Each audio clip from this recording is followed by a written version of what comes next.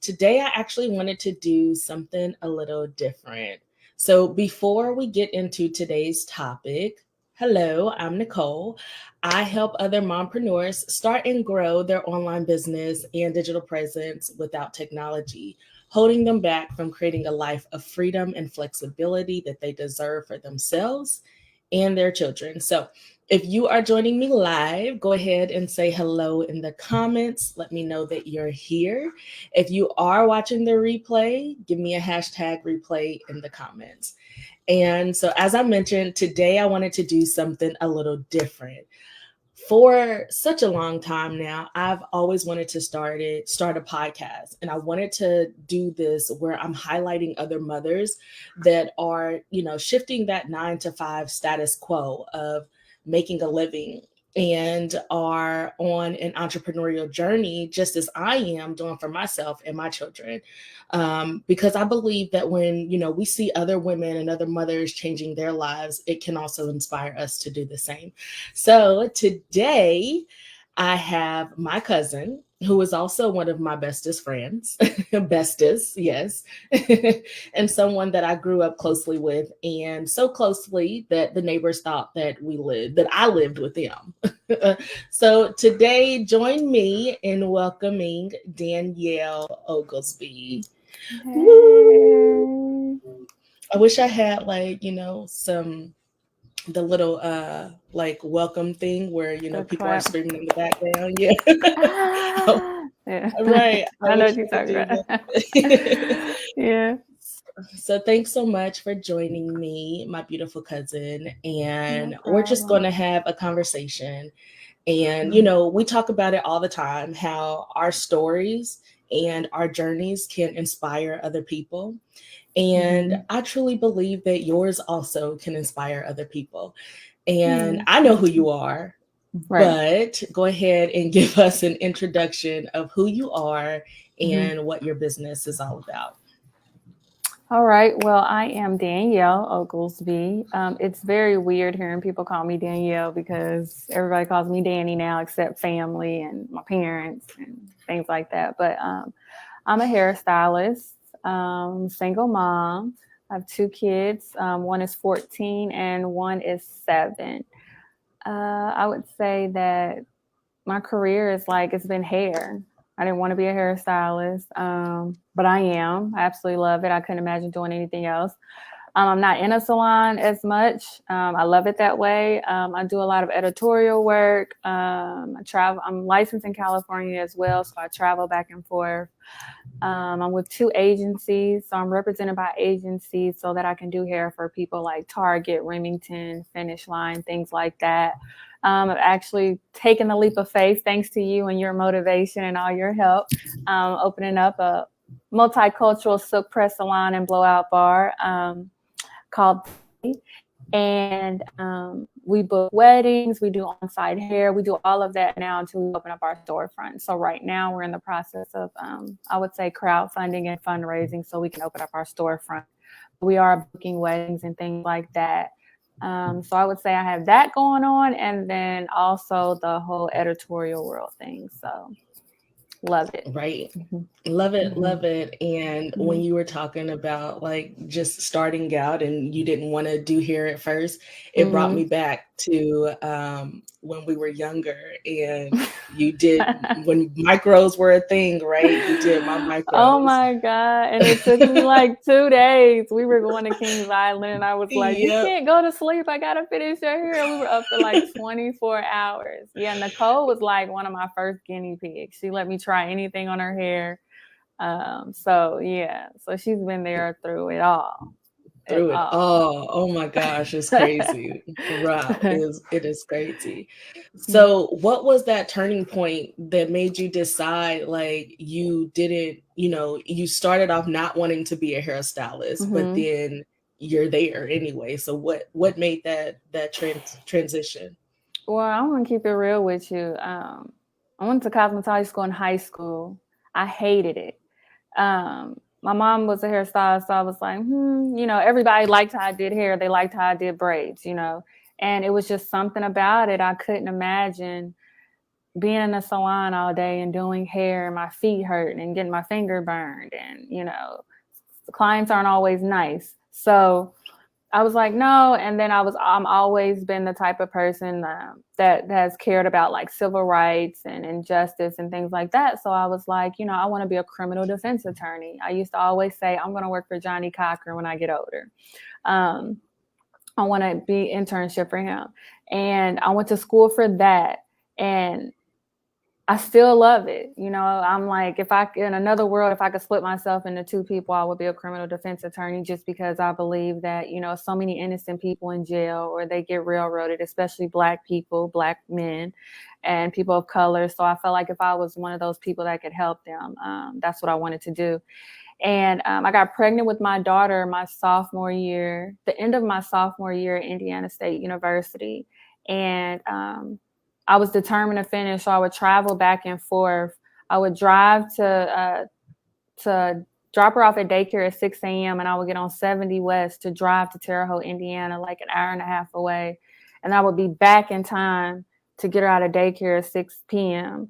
And I was doing that for like a semester or a year, I can't remember, but it was just too hard. I would be late picking her up, traffic, I'll be late to class. So I was like, my mom owned the salon. People liked how I did hair. So let me go back to cosmetology school so I can be my own boss, so I can go back to school. So I actually had what's called a real job while I was in cosmetology school. I worked 7:30 to 4:15. I got out of, I went to school 5:15 to 9:15 every Monday through Thursday, and every Saturday 8 to 5 for 2 years straight, just so I could be my own boss. And when I went that second time, I was like, I can't imagine doing nothing else. And I think it was a mix of working for people while I was working towards being independent and being an entrepreneur. So it was like, so I kind of was like, nope, you know what? I'm going to be self-employed, because I'm going on this path to be self-employed, so I can just go be employed for somebody else, And then, so I think that the fact that I had both going on at the same time, that helped me determine. And then when I learned that you could do hair for TVs and movie and things like that, you didn't have to be in a salon all day. I was like, oh, I could do that. And then once I realized the freedom I had, like I tell people now, there's no amount of money you could pay me for my freedom. Like, I don't have to ask somebody when I can go to the bathroom. If my kids are sick, I can call off. I can have that time for them. Me and you were talking the other day about the average age that people retire is 60, 65. And then for the rest of your life, you've missed so much. So, yeah, the fact that I can go on field trips with my kids, if I'm sick, I can stay home. I don't have to worry about getting a point or losing my job, things like that. Or that's the most important part to me as far as entrepreneurship, the freedom and the flexibility I have for my kids. That means everything to me. So if I wasn't doing hair and being an entrepreneur, I would probably figure out another way to be an entrepreneur simply because of that. Mm-hmm. And I mean, it was written in stone for you. Like first of all, I remember when you were doing those drives back from Indianapolis to ISU, and I'm like, girl, how are you doing that? Yeah, and I think it was the embarrassment. I look at it now. I wanted my daughter and I loved her, but I felt like I owed my parents. People were like, oh my God, Danielle's going to be this criminal defense attorney and she's going to go to law school. And I think I was doing it. I wanted it. But as far as me working so hard and feeling like that's what I needed to do and driving back and forth and only going to cosmetology school because I was wanting to be a lawyer, I was doing it because I was embarrassed if I didn't. Mm-hmm. I mean, even people, it's crazy how even a hairstylist is not looked at like a real job. Like my daughter, people that my daughter know, they've even said to her, well, she was supposed to be a lawyer when she talks about me being a hairstylist, those that knew, as if my job is not, it's not enough, or it's not, technically a real job. So I think once I got past that embarrassment And I'm like, I'm not going back to school. I'm not going back to be a lawyer. I love what I do. And I think the shame is kind of what made me do those drives and do Yeah. that thing. Yeah. Yeah. Yeah. And that can get us every time, other people's expectations, right? Yeah. Not Mhm. even what we want, but it's just what we think and that Mhm. other people have put on us. And it's, Mhm. mostly we love y'all, but it's our family Yeah. most Yeah. times. Yeah. Because I'll never forget this. My mom probably doesn't remember, but she said, promise me that you're only going to cosmetology school so you'll finish. Promise me you'll finish. And I promised her I was going to finish. She Mm, may not remember, but I'll never forget that conversation. And I know she meant well because she wanted what was best for me, and she thought that that was right. best for me, and that was the better path.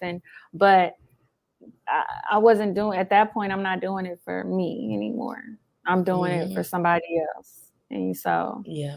I wouldn't change anything though. And she's so proud of me now. She brags on me now. So Right. it all worked out Yeah. the way Because it was supposed to. you're following your own passion and purpose. Mm-hmm. And so what would you say is like when it comes to you having your own business and doing your own thing now, what is your greatest strength of like being in control or having your Mm-hmm. being in control of your business or the purpose of your life or just Mm-hmm. whatever? What is that greatest strength that you feel like you have? I can't. It can be a blessing and a curse. My daughter calls me OCD when it comes to my work and things like that. I'm a perfectionist and I refuse to fail. Um, Control and having control over what happens, what gets put out, what gets put out, how things are done. Um, I think that's my greatest strength. Like I've being able to take control of your brand, how you want to be portrayed, whether it's on social media, where it's the things you post. Um, I feel like that's my greatest strength. Mhm. The fact that I refuse to fail, like, and not even Yeah. just for me. It's if I'm not doing it for myself, I'm doing it for my kids. So I want them to have generational wealth. I want them to have things. So um, I don't want them to have to worry about anything. So I feel like if I'm determined to do something, and I think this about me, if I say I'm going to do something, when it comes to like hair or even a photo shoot or something like that, like I get it done. I might procrastinate, but But it's gonna I get done. it'll get done. I would say It's that's my gonna get done. that's my toxic trait. Procrastination is yeah, and I feel like now one of my greatest strengths is, especially with the Bay and my blowout bar, I'm letting go of the need to control everything. I'm asking for Mhm, help. So I feel like that could be a strength too, asking for help. And because you mhm. can't have eyes everywhere as an entrepreneur, you can't control everything. So I would say that's a strength that I'm coming into. It's still hard, but I think that's becoming one of my greatest strengths, asking for help and allowing people to help me and execute things for me. Yeah, yeah, Yeah. and we talk about that often, and on Mhm. one of my Facebook lives, I talked about also just asking for support. I think Mhm. delegation is a learned strength, Mhm. because, especially as Black women, and it's Mhm. crazy, we were just talking about this earlier this morning. Yeah. It's Mhm. it's like as a Black woman, we're taught that, be strong and, you can do it, pray about Mhm. it. And Mhm. it's about like, us trying to do it all on our own, but asking Right. for help and, finding the pieces of where we are strong at and where we are our best selves at. And then Mhm. those other small pieces, delegating it out to someone who's stronger in those areas, you Yeah. know? Yeah. So yeah, I definitely agree with you there. And Mhm. so with having that as your biggest strength, what Mhm. would you say is your like has been a struggle for you besides procrastination? What has been a struggle for you in growing your business? And Well, before we you mention that, I want to before because I know when the Bay Bar was started, right? Mhm. Um, it you had talked about it back in May. just last year, May of last year. And Mm-hmm. then it just came into fruition. So Mm-hmm. I don't know if you want to share that, talk about that as a struggle, or Mm-hmm. something else, because it hasn't been that long, right? No, it hasn't. And I feel like you were all part of that. I remember coming to you and talking about the Bay, and I was like, but I'm so scared to talk about it. Like, what if it's just, and then you were like, well, if you don't talk about it, it's just a thought. It's not, so you have to say something.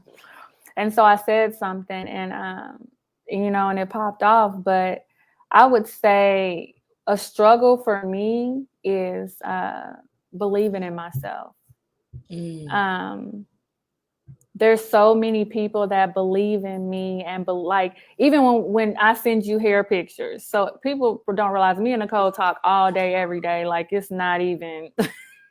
Right. So she's one of the first people I send pictures to when I get my edits back and things like that. And she's like, oh my God, like, you did that? And I'm like, it's just hair. Like, and to me, even all the good things that are going on with the Bay and the people who want to invest and the people who want to be part of it, I'm just like, really?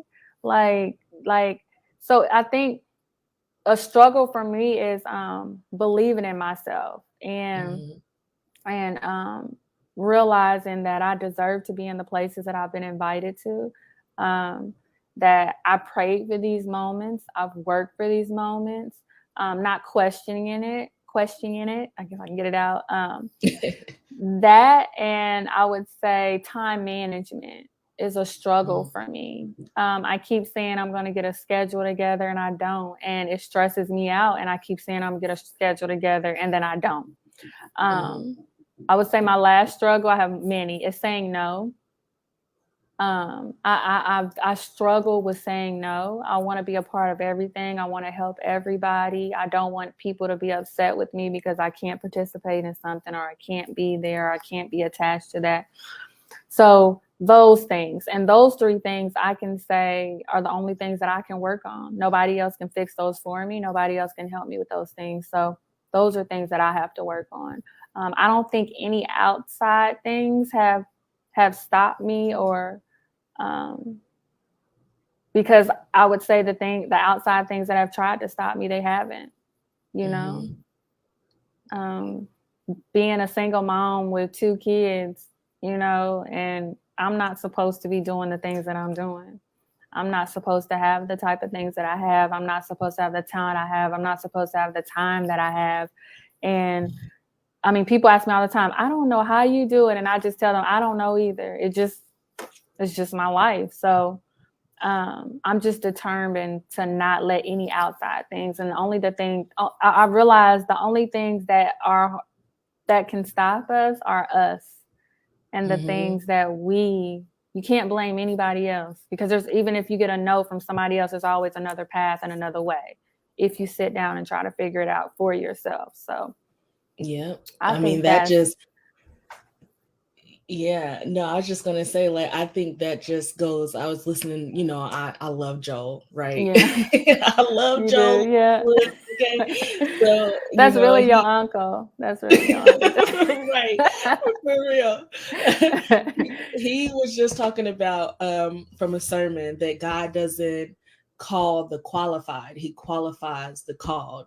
And believing in ourselves for me, it's even hard, but I see it so clearly for other people, right? I'm like, girl, yes, like, baby, like, you can do that, pop-ups, do that. Like, I see it so clearly for other people, but when it's like myself also, it's like, oh, but it's not, it hasn't happened yet, or it's not working the way that I thought.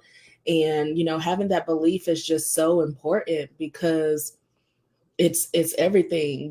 We can't just we can't have other people believe in it for us, because like, Right. that's not really going to get us anywhere. They can't take the steps believe. for us. I mean, No, they not can't. They can not at only all. believe in it. Yeah.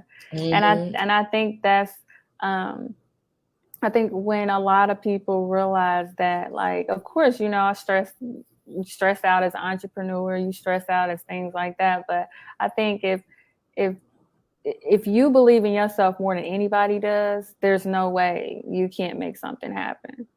I don't care if you're selling if you sell lip gloss, or if you decide to go, I'm going out at this high school every day to sell lip gloss. It's all in your presentation. It's all like, if you believe in yourself, people are going to believe in you. It's all in how you, and people can feel it too. Like they can feel that energy when you don't know and when you're hesitant or you don't.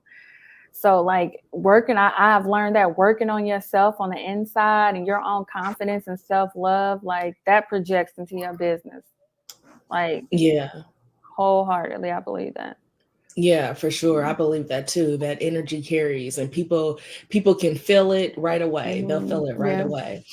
So, as a mom of two, right?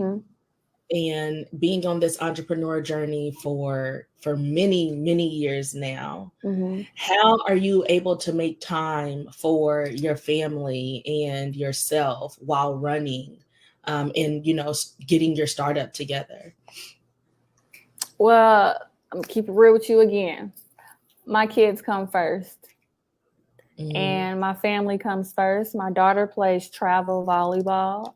That is 4 days a week, tournaments on the weekends. Where Jace has a lot of doctor's appointments and things like that. I pick them up from school every day. I take them to school every day. And just the universe, and me and you talk about this all the time. Like, I feel like my life is in alignment. Like, I know that I'm an awesome mom and I'm a present mom. And for some reason, it all works out. Like, my clients work around my schedule. When I do photo shoots, it works around my schedule. I have a great support system. My parents, like, I'm going to California next week for work. I'll see you there. Yeah. And my parents are keeping they're going to keep my kids for me while I go. Like, it's just the support system I have in them. And, outside of that, like, I feel like if you do everything that you're supposed to do, it'll work out. Like, I don't think the kids is an excuse. I don't think it can't be, So I'm just going to say that, my kids, they just come first. And everything else is just falling in line with that. So I can't. So it's been sometimes like, how did I even pay my rent like the last 4 months? I feel like all I've been in at that volleyball practices, you know what I mean?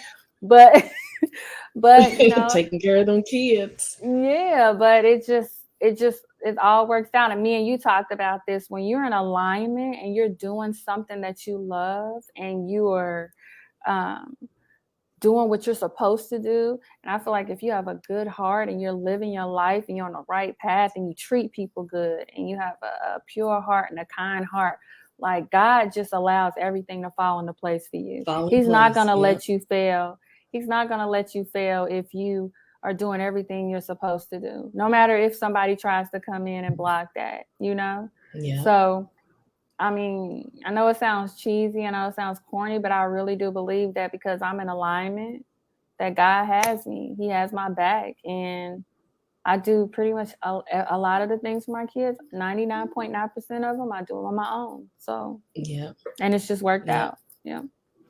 Yeah. And that can be hard. And I know, like, for us, for our family, the support system is good. Like, if y'all don't know, my grandmother, she has 10 kids, and we just recently lost one.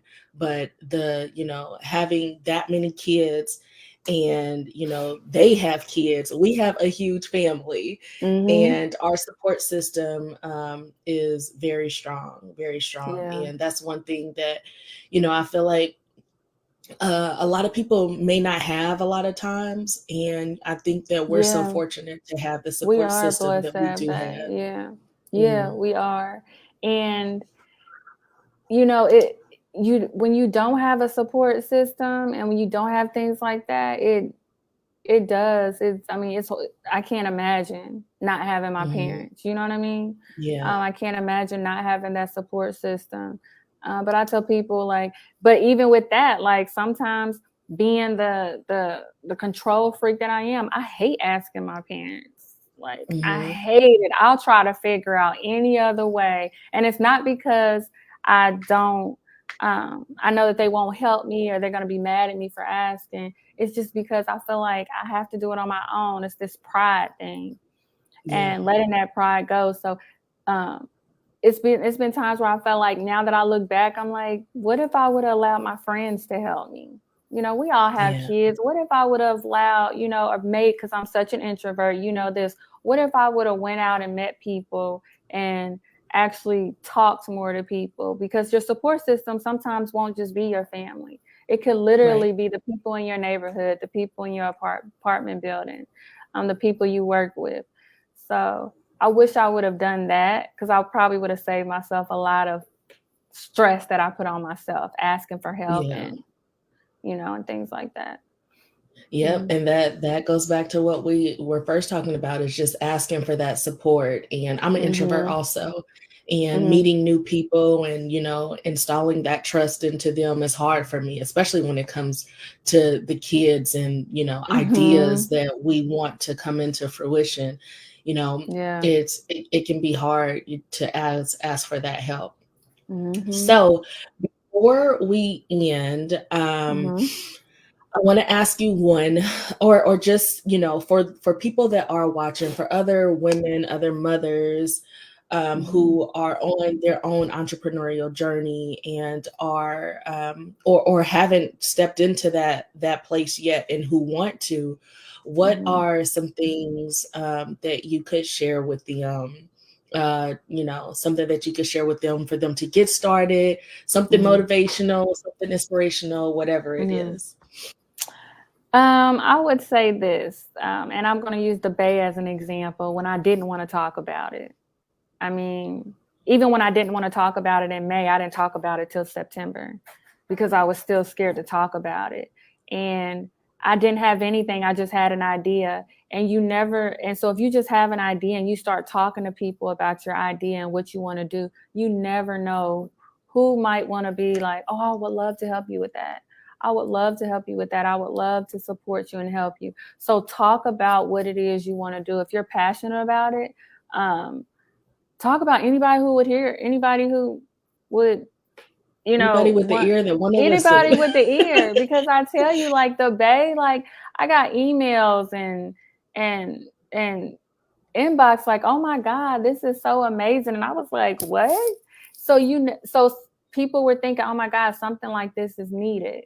You know what I mean? Mhm. Something like this is needed. But I didn't know that people would love it. And I never would have known if I hadn't opened my mouth and talked about it. And all I did was make a Facebook post. And you and I Yeah. both know this. You helped me with my landing page. I had a landing page, an email, and a Facebook post. That was it. I didn't have Yep. anything else. I just talked about it and everything, it just took off from there. So Yep. I would say that, and believing in yourself and not being scared. And if you don't want to fail, you won't, because you're going Mhm. to do everything not to fail. You know what I mean? If you don't want to Yep. fail, you won't. Um, Last thing I would say, if you're a mom and you're an entrepreneur and it's something for you, if you're not already in therapy, go to therapy. Mhm. Sometimes, you know, we get in our own head and we may allow the no's to, um, or we might start comparing ourselves to people on social media, and that might impact what we're doing in our business. And you know, a neutral person, somebody that's not your family, not your friend, that doesn't have a bias, can allow you to see things a completely different way. You Yeah. know, teach you coping skills and ways Mhm. to knock yourself out of those negative thoughts, because it's a lot of people out here with salons and blowout bars. It's a lot of people out here doing bridal hair. It's a lot of people, but I know that I'm different, and I know what I bring to the table, and there's enough room for everybody. So, Yes. I mean, I would say that. I would say, and just don't be afraid to talk about it. we have so many different platforms now. You have Instagram, you have Twitter, you have social media, like you have everything at your disposal and it's free. And literally, like, all I did was make a Facebook post and that was it. Mm-hmm. Yeah. And then it just started Mm-hmm. rolling, a whole domino effect. Everything just started Have taking people shape. now like, oh my God, do you need a makeup artist? Oh my God, do you need a hairstylist? Oh my God. Like, and it's crazy because it hasn't even been a year yet. Mm-hmm. Like I first talked about it in September and it's only February and we have so many weddings booked for 2022 and 2023 and I just can't believe it. Like, Yeah. yeah. Well, I'm so proud Thank of, you. where you are now, your Mhm. entire journey, stepping out on faith and Mhm. just, mustard seed faith is what they say, Yeah. right? Mustard seed faith and just stepping out on that faith and believing that it is possible for yourself. Yeah. So there you guys have it. Ask for support, be persistent. Mhm. What was the last one that you said? Get Therapy. therapy. Yes, get therapy. It's Therapy. it's Yeah. definitely needed. Mhm. Let's dismantle that stigma around seeking therapy in the Black Mhm. communities. There's so much Right. trauma that we grow up with, and things that weren't installed in us purposefully, but it happens. It happens to all Mhm. of us. So definitely therapy is needed. I have no problem with therapy. I've had my kids in therapy. Me too. I've Mhm. been in therapy, and yeah, dismantle that whole mindset Mhm. around therapy. And I just want to say one thing. It's just about, we're taught to pray to God, like ask God for help, ask God for guidance. And how I look at therapists are that they are guidance. That's the They guidance. God uses them to help us. So God placed those people there to help us manage things in real time, Yeah, in person. And so if you look at it that way, then you won't even think about, oh, this is, it's a stigma or, because when I signed Desi up for therapy, when I would be like, oh, well, Desi has a therapy appointment, people would be like, well, what's wrong with her? And I'll be yeah, like, there's, there's nothing nothing. wrong with her. There's nothing wrong with her, and we can't fix everything for our kids and we can't fix everything for ourselves. So I Right. just want to put Yeah. that out there. Yeah. Absolutely. And sometimes also it can be heavy on our friends and our family when we're talking Mhm. to them about things that we're going through in life because, everyone also has their own issues. Mhm. And sometimes they don't have, we talk about this, the capacity to handle other We people's do talk things about that. in that moment. Yeah. So Yeah. uh, therapists have that, they have that, thank God, they have that skill, that whatever you want to call To it. detach. They Yes, detach. They can detach detach from. themselves from what we're bringing in to talk to them about. But when you have family and friends, even though they say they can detach, they still unknowingly take on that stress and that trauma because they Yeah, love us. You know what I yeah, mean? They yeah, want what's best for yeah, us, so they're going to worry about us. So you need to talk to somebody who can completely detach themselves from the situation without any emotional response, any emotional you know, input, and just let you vent and it give you a maybe a different way of maybe thinking about the situation. So yes, yeah. yep. Well, thank you so much. You're I welcome. love you. Thank you I for having me. appreciate you for doing this with me today. You're And lastly, welcome. tell everyone where they can find you, and follow you along on your journey. All right. So you can go to www.baybarindie.com. That's our website. You can click on what's called the Baywatch. That's our blog. And you can subscribe to, no, the Bay Area is our blog. Sorry. The The Baywatch is Bay our Watch is subscription. yes, Yeah, there you go. subscription. Yep, yep. So you can follow us on our journey. We give updates and things like that on how we are going along. So what we're doing and what's next for us. We're on Instagram at baybarindie.com so you can see pictures of our work, things that we have going on as well. Yep. And it's Mhm. amazing, y'all. Check it out. Check Yeah. it out.